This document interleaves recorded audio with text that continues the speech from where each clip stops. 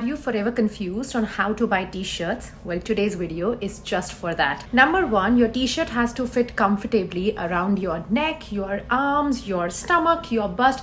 Basically, there has to be comfortable hand movement. Number two, close round neck like this have a tendency to show off your bust. So if you are small busted, you could wear a close round neck. And if you're someone who doesn't like when their bust is highly visible, then wear a round neck or v-neck t-shirt. This way it's going to show off your neck. Number three, women t-shirts are notorious for being curvy and fitted. You don't have to buy those t-shirts. Buy straight fit t-shirts. Number four, the best length, irrespective of your height, is half of your hip level.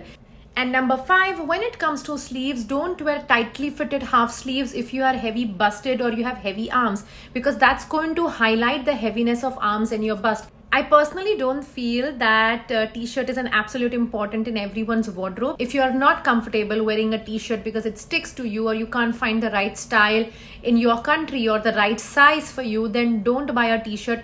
A cotton top will work very well even when you're going on picnics or more fun places.